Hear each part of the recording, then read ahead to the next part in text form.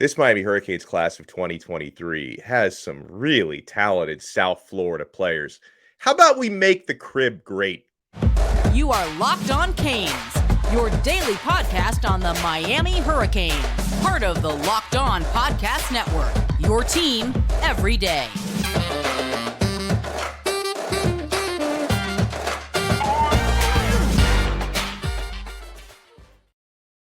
I am Alex Donno, your host. I'm a University of Miami alumnus, longtime South Florida sports radio vet, and contributor to allhurricanes.com. And thank you so much for making us your first listen today. Locked On Canes is available free wherever you get your podcasts, and available free on YouTube. It's been such a busy signing week. And now that the dust is settling here on Miami's class of 2023, I figured there's a certain guest who would be the authority to bring us the big picture, especially on all these South Florida players. But real quick, today's episode is brought to you by BetOnline. BetOnline has you covered, get it, this season with more props, odds, and lines than ever before. BetOnline, where the game starts.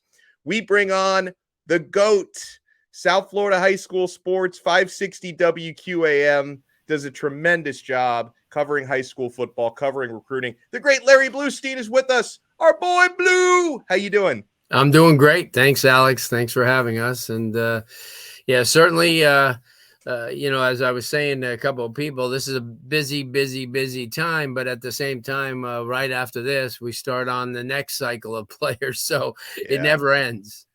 Yeah, well, and this one's not even completely over, right? Because we're going to have National Signing Day, the late signing day, February 1st. And the transfer portal is going to be crazy. I mean, Miami already has 4 quality players in the portal, and I know that they're going to add more. Yeah. So, Blue, your big picture thoughts so far, Miami has 25 signed national letters of intent, and it's a top 5 recruiting class, which I find to be remarkable coming off a 5-7 season. How do you feel about this class, Blue? And is there anything in this class that still might be kind of missing that needs to be supplemented here before late signing day? Well, first of all, it goes without saying. I mean, this is an awesome class, and obviously people picking it apart in their own way, and that's fine for them. But for somebody who's watched a lot of these kids and understand what they mean moving forward, it is, you never see a program that didn't go to a bowl game and, had probably one of their worst seasons in many years, and to come out this way. But I think it's a testament to what head coach Mario Cristobal is all about. He's a recruiting guy, and he said from the beginning that he was selling the future, with the new facilities, everything that's going along with it. And it was kind of tough for him to sell now or this year because of the fact that these really weren't his kids. So moving forward, the roster is getting trimmed out. The fat is really falling by the wayside, and they went out and got some really good kids. I mean, they set themselves up for positions that of need, and getting, I think, the one of the guys in Francis Maragoa, who's just awesome. I think he's like Evan Neal. He's got the size. He's got those heavy hands. He's got that attitude, a leadership attitude. And he and Samson Okunlola, both like kind of clones size-wise. I just think Francis has played a tougher schedule, and he's played a lot. He went up against Bain and, guys like that. And, speaking about guys like Bain, I mean, here's a kid right now that, he's an edge rusher, but I think they're talking about maybe moving him inside. And if he does, he's going to have to put on like 30, 40 pounds, because the average offensive lineman, especially in the ACC, is around 6'4", 6'5", 330, 340. So he doesn't want to be giving away 70, 80 pounds. So if he does move inside, Miami right now has a lot of kids on the edge, coming back in the class. Jaden Wayne, who I think, there's a guy that I watched up from 5-6 feet away, and I'm thought he's got great hands. Wingspan is amazing. He's quick first step. I think that kid is one of the guys that everybody underrates. I look at Malik Bryant, the linebacker out of Orlando Jones, as a real solid football talent. Still, like I said, he's got the size.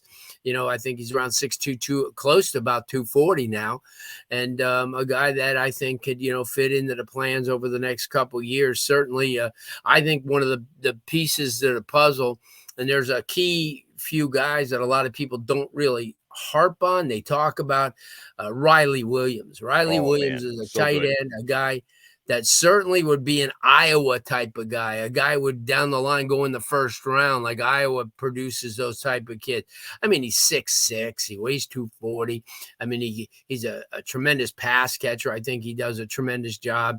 One of the guys that I think is the most overlooked guy, and in this class, and a lot of people don't know much about him. That's why is Robert Stafford. I think he's one of the great athletes, 40-inch vert, plays on either side of the ball, basketball kid. So, he's got that athleticism. We all know about Ray Nathaniel Joseph as being a guy that I think is going to be solid as well, down the line. But you look at guys like him and Raul Aguirre, who I had an opportunity to watch. I've probably watch a lot of his film because I just wanted to see what type of football player. He's got the motor. Damari Brown. I think that, when you talk about, kids like Carmoni McClain and guys, think about how much he's been tested. And, forget the lineage where his dad played at the U and, his brother will be coming there. He went to Central Florida. But here's a guy that had to line up against Los Alamitos, California. He had to go up against Miami Central. He had to go up against Cardinal Gibbons twice. He went up against Chaminade Madonna.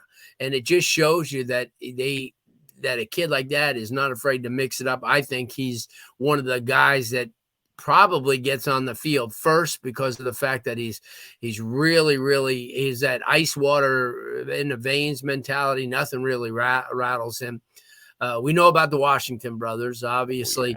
Robby is a guy that's going to be one of those in space type of kids. And Bobby has come around. We talked about him when I was on with you before. And I said, he's got a lot to learn. Well, he learned it because he's a very physical kid. I think he's going to be another one of those guys. You look at Antoine Jackson, the kid really should have been in the next class, but he reclassified, long type of kid. So, you got a class like with the Mark Fletchers and Chris Johnsons who add depth to the running game, and people go, oh, how come they're taking so many running backs?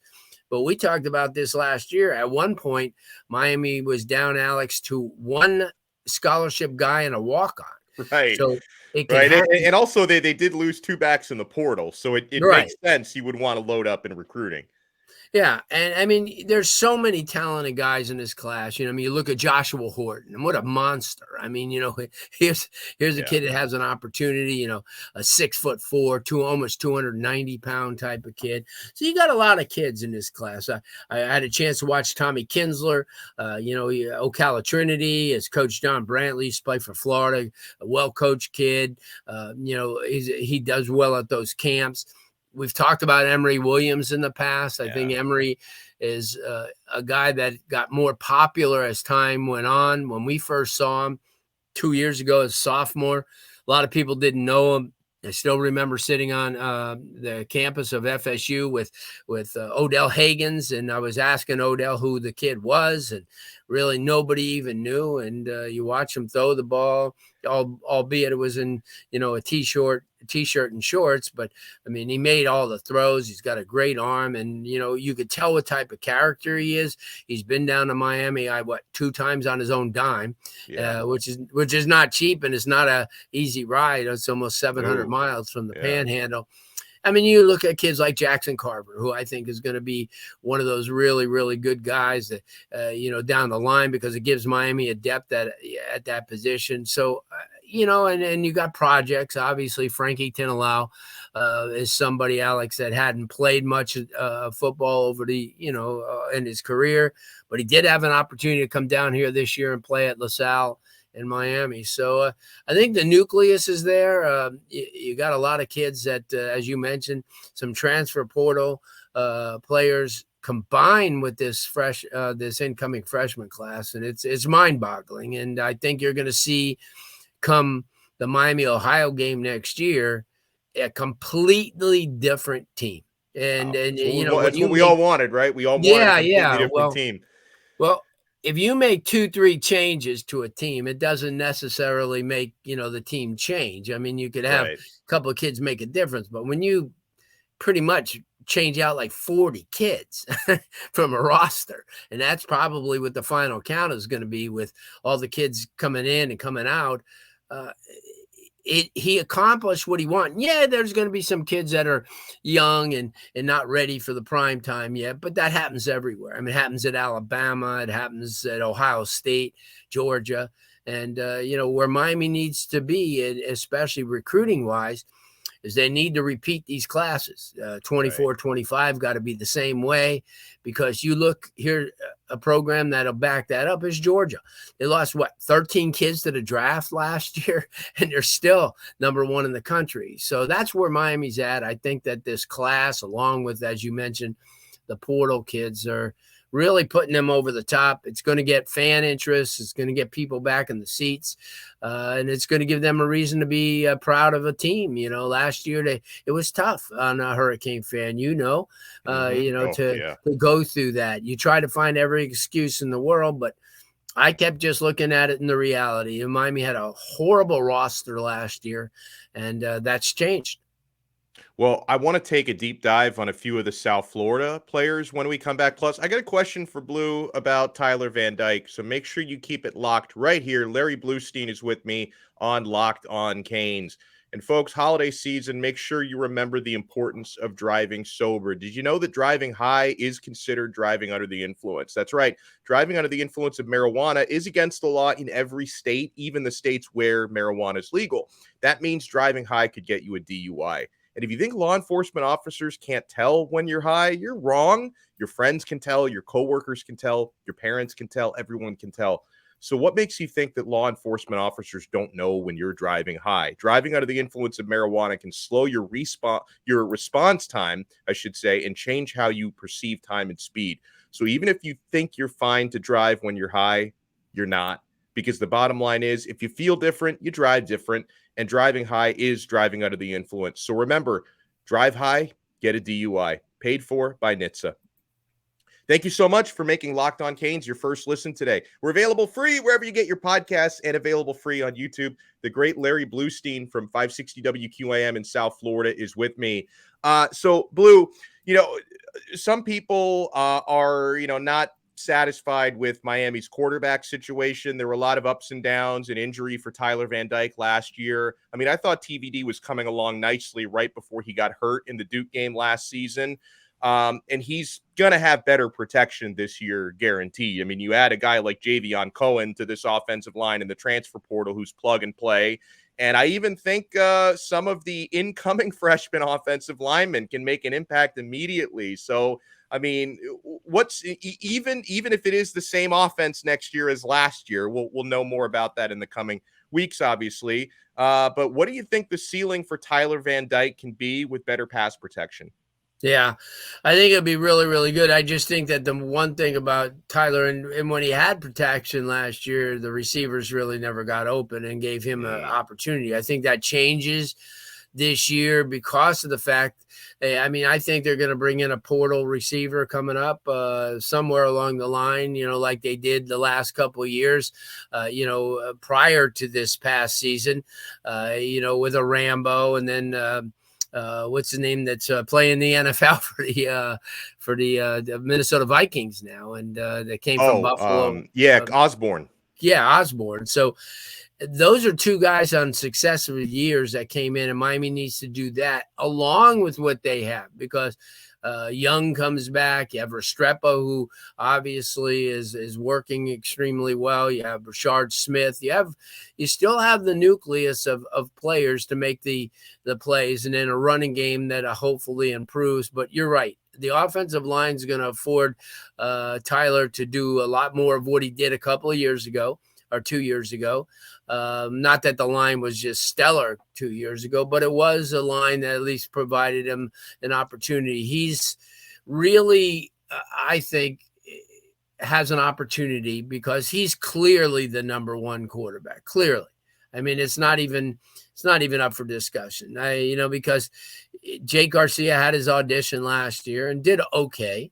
And then you have a young kid too. I mean, you have a couple of young guys, but I'll tell you what, Tyler's got an opportunity this year to rise his stock up to the elite level where people left him that 2 years ago. And it was, oh, wow, he's going to be, after Bryce Young and after, this guy and that guy, he's going to be one of the players. And I think he's got an opportunity. Smart guy, has an opportunity to work with Frank Ponce. And I think Frank is so vastly underrated as a coach. People don't realize, what Frank does with the quarterbacks. He's done it ever since, for the last 25 years. So, yeah, I think that Tyler's going to have a really, really good season. He's got the leadership qualities, and he understands that they're putting, like in with Tua, they're putting people around him, and that's what really needed to happen. So I want to ask you some more about the South Florida players in Miami's recruiting class, because you are the foremost expert on that.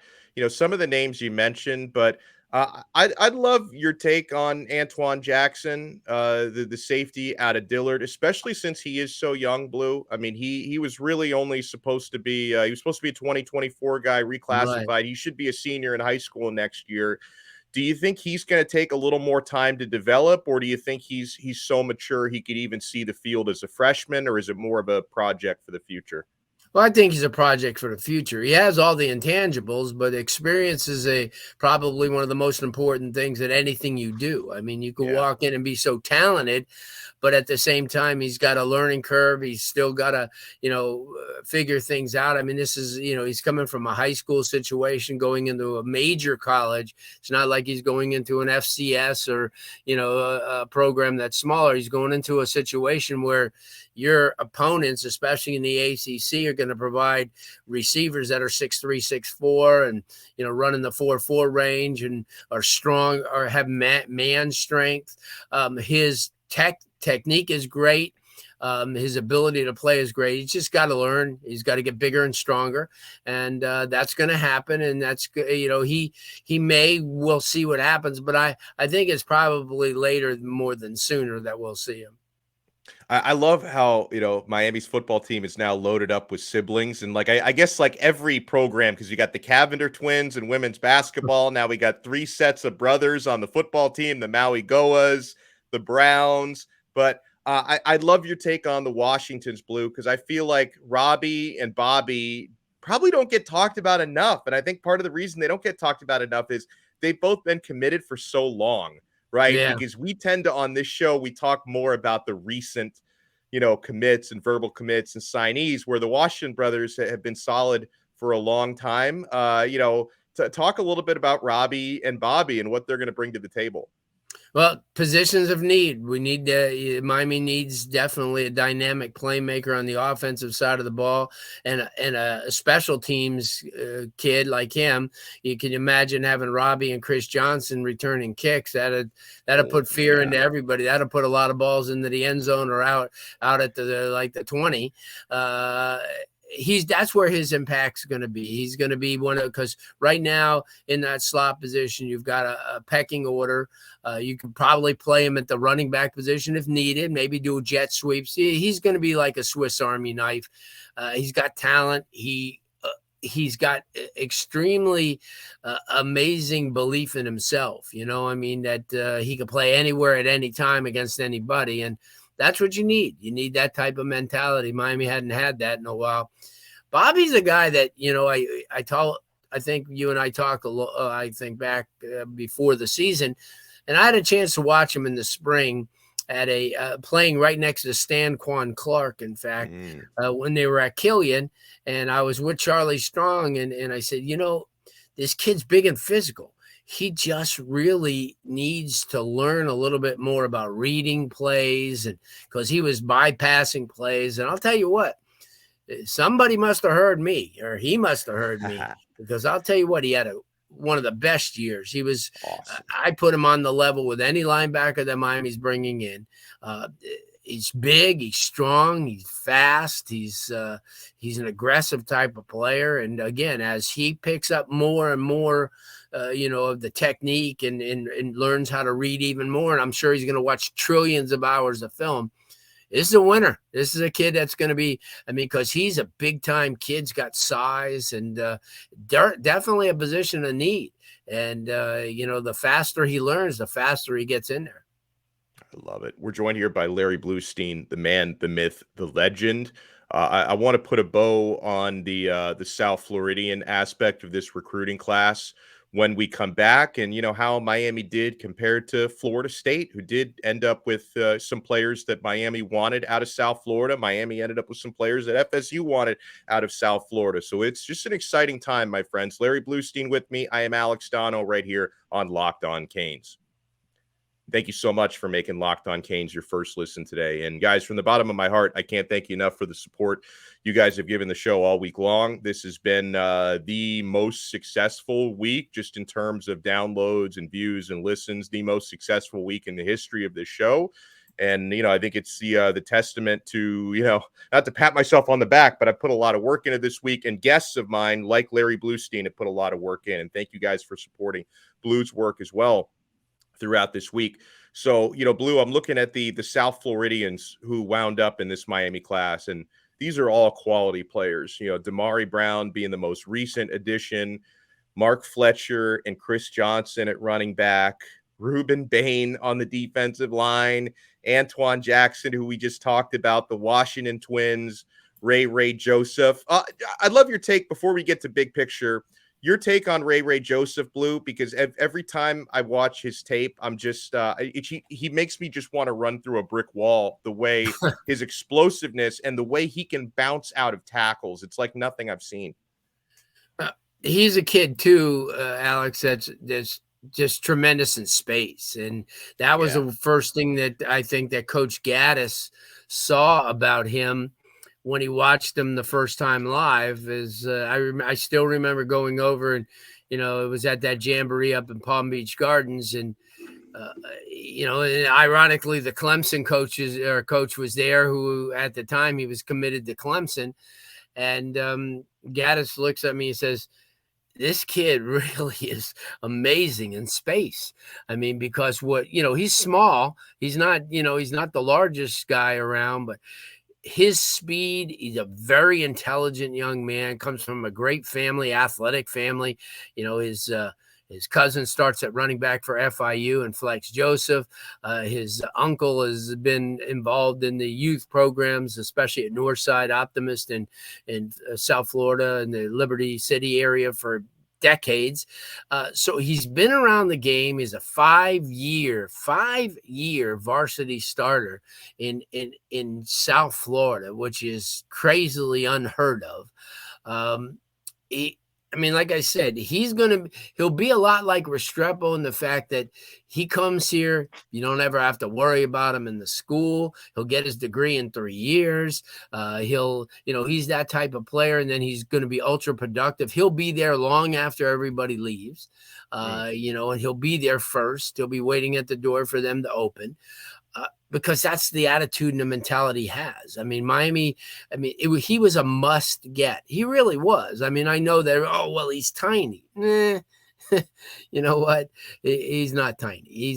He'll gain weight. He'll get into the 70, 80 range, and that's his ceiling. You look at Tutu Atwell, who's with the Rams. I think he barely weighs 160 now, and he's in his third year. So, it's the production. I think that Ray definitely is a crown jewel in this class for so many reasons. You need character kids, not to say nobody else is, but he's a for sure character kid like Restrepo, a guy that everybody goes, oh man, he, all the professors and all his, instructors and everybody saying, what a great person. And that's what Nathaniel's going to be. And you'll never hear a bad word from him. He's always like into his own little world. And he was a huge get.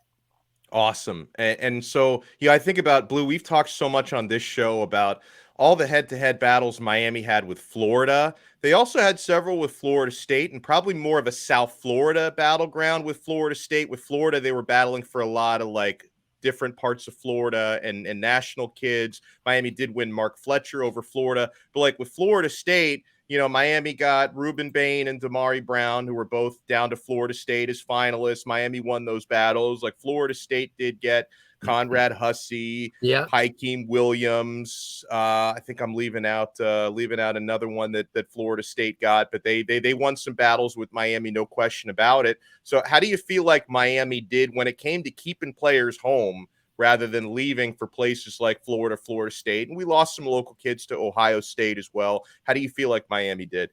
Did extremely well. Obviously, as you mentioned, I mean, Hakeem Williams was a target early on, but I think as Miami kind of watched him and some of the other guys they had an opportunity of, they concentrated, away and not that they ever gave up on him, but they didn't put a lot into it. Conrad Hussey was a really good get because Penn State had been on him and King Mack, his teammate from St.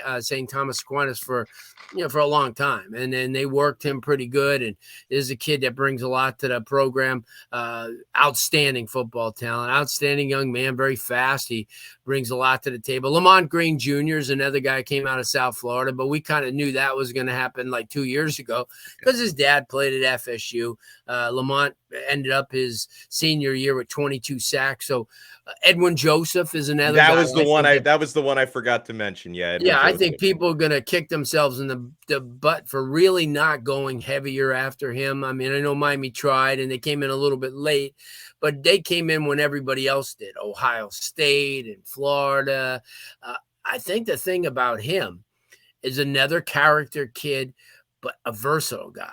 I mean, this is a kid who, remember, in the American Heritage game alone, on offense, he went up against Damari Brown, and on defense, he went up against Brandon Innes. I mean, so you couldn't get any better than that. The kid's a character kid. He was a finalist for the Nat Moore Trophy this year. I thought he was a big get. I mean, you don't want to lose kids like that, but you know what? You can't get everybody, and that's the one thing that I tell people about. I says, you cry about not getting all the South Florida kids, but even when Miami was ruling the world, Alex, I mean, even when back in the 80s and the 90s, they would lose kids like Derek Thomas and Steve Hutchinson from Coral Springs, and Marvin Jones. And, there were big time players that got out of here, Snoop Minnis. And,